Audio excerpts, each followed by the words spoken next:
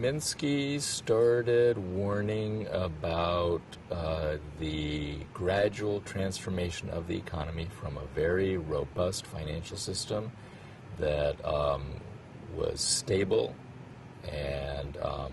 which had no financial crises in the early post-war period, beginning in the late 1950s. And so he was 50 years ahead of his time. He warned that what would happen is that gradually over time, debts in the private sector would tend to build up, that increasingly risky financial innovations, they had already started to occur in the late 50s, and that those would increase over time, that stability itself is destabilizing. I mean, he's very famous for this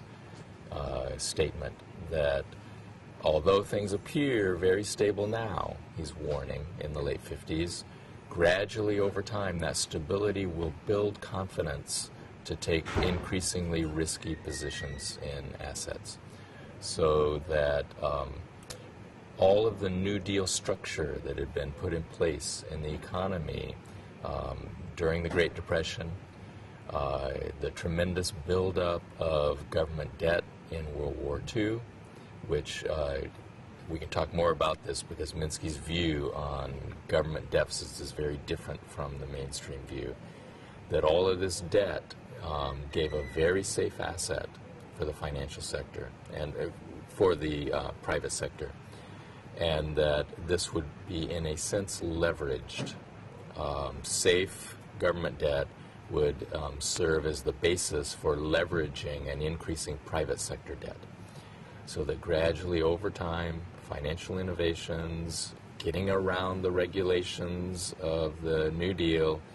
would lead to a fragile financial structure, that we would start to see some financial crises,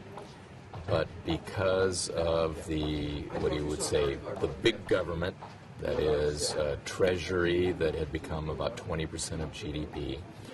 and the big bank,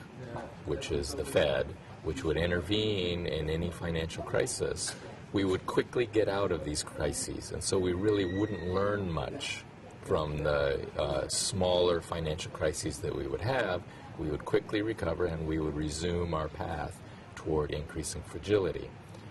And in my view, he